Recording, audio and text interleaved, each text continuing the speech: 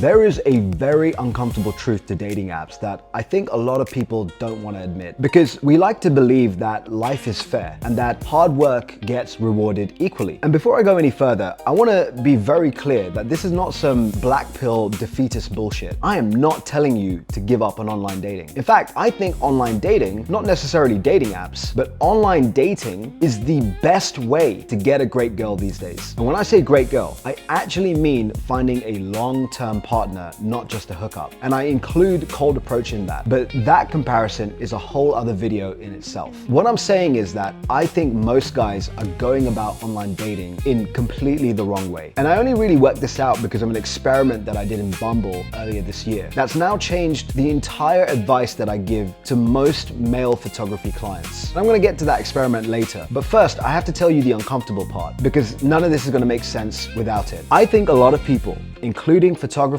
and dating coaches, are way too optimistic about how much most guys can improve their matches on dating apps with just a style upgrade and a few good photos. And to be fair, I understand the optimism. It usually starts with the data that most women are going for about just 10 to 20% of guys on dating apps. And so the common narrative is that any guy can do well if he just presents himself as part of that 10 to 20%. And so for a while, that's basically what my slogan was. You don't have an ugly problem, you have a presentation problem. If you just get in shape, upgrade your style, show some status and social proof through some good photography, your matches will significantly improve. And look, I'm not saying that that formula is completely useless. If you look like a dork right now and you got 3 selfies from 2019, a couple of group shots and 1 travel photo, and you go buy some better clothes, you get a cool haircut, and you hire a photographer who actually understands how to make men look good, then yeah, of course you're gonna see some improvements. But going from 0 to 1, as opposed to 1 to 100, which is what a lot of these experts claim, is a completely different thing. You might get a few more matches, but for most guys, dating apps are still gonna be a pretty low return on investment for the amount of time, energy, and money you're gonna pour into them. And also, just remember, just because you get the match, that doesn't mean she's gonna meet you. You just made it to the second round of the application process. Now, the reason why I keep saying this is the case with most guys is because it comes down to the assumption that the 10 to 20% of guys that women are going for in these apps is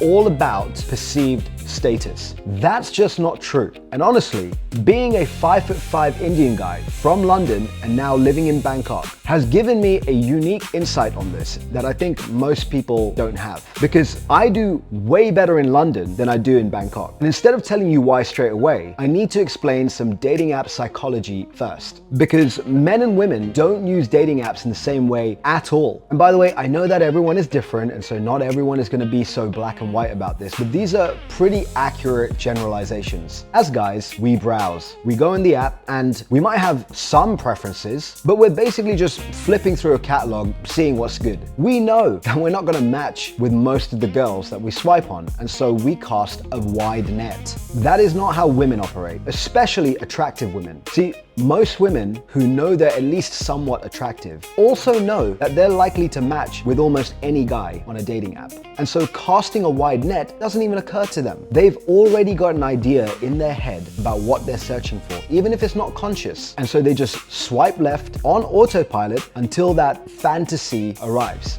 Then they actually read the profile and narrow it down. But you have to already somewhat resemble that fantasy archetype. Otherwise, you're just never gonna stop the autopilot left swipe. And so women use dating apps like a search engine, like Amazon. Nobody goes on Amazon just to browse, just hoping to stumble upon something that they might wanna buy. No.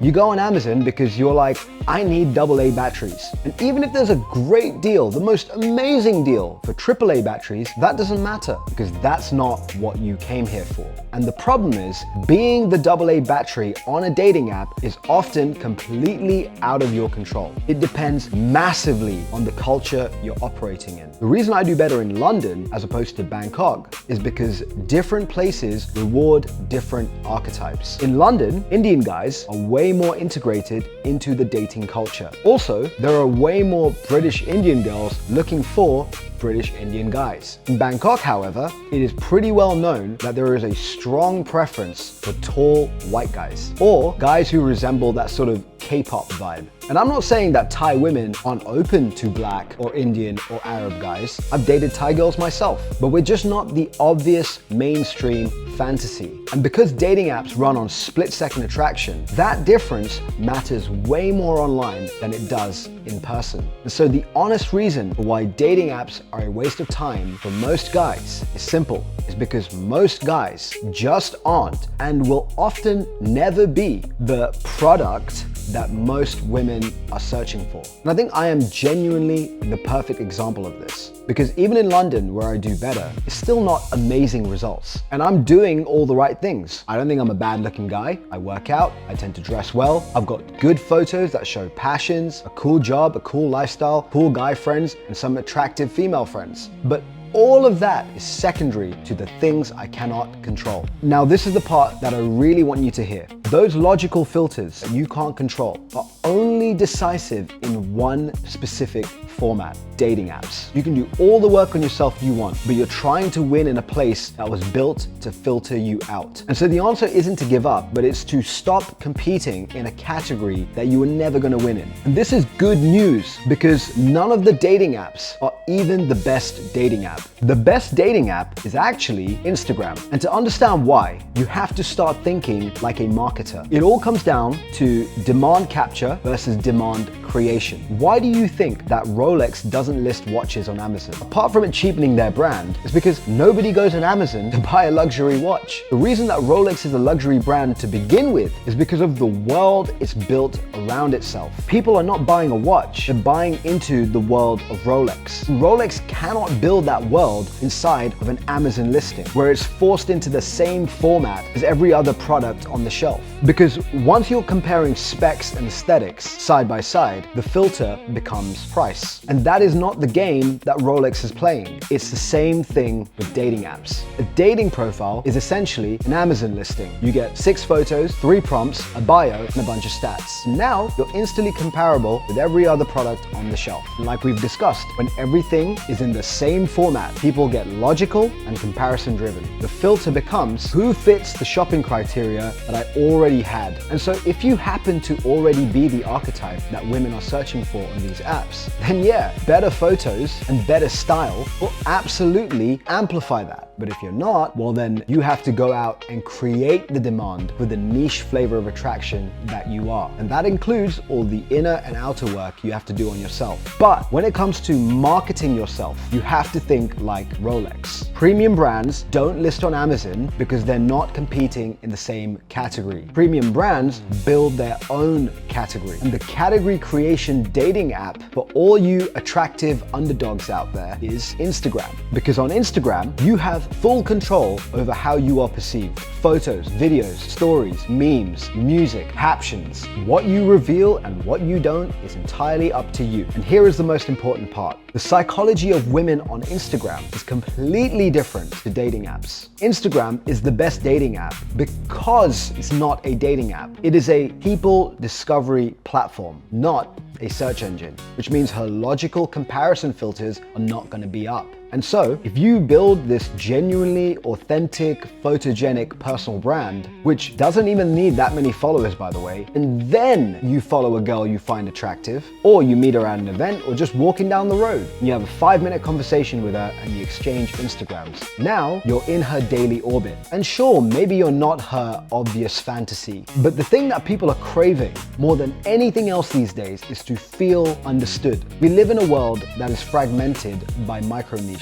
And so if you can show that you see the world in the same way as she does, and you get excited by the same things she gets excited by, that's way more powerful than 6 stereotypical status photos and 3 witty one-liners on Hinge. The most attractive thing she can think about you is, this guy gets it. This guy gets me. And if you pair that with photos that show you at your most photogenic, that combination can create attraction surprisingly fast. And the best part is, if you do it right, your Instagram won't even look like a dating profile. It just looks like an attractive guy living an attractive life. And here's how I know all of this actually works, because I ran that experiment on Bumble that I mentioned at the start of this video. In Thailand, I would say about 40% of girls tend to put their Instagram handle on their dating app bio. So what I did was I went on Bumble and I would swipe right on all these girls that I found attractive, but then I would also add them on my personal Instagram account, which by the way was set to public. And the results were staggering. The number of girls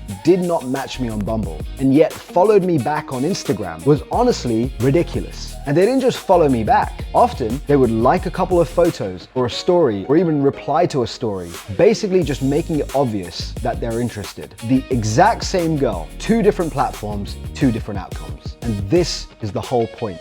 And so when guys come to me for photography and they want better online dating results, I tell them now to optimize their photos for Instagram rather than dating apps. By all means, keep using them if they're working for you, but they should be the optional extra. The non-negotiable is building that attractive online presence on Instagram, because that is the only platform where you can actually attract women the way a niche brand attracts its dream clients. Dating apps reward the thing she was already looking for, but Instagram gives you the chance to become the thing that she didn't even realize she wanted until she found it. Anyways, if this perspective was interesting for you, feel free to like the video and subscribe. I don't really like asking anything from my audience until the end. I want you to get the value first. And so if you got it, then please help me to grow this channel, because I'm gonna be coming out with a lot more stuff and I think you're gonna like where it goes.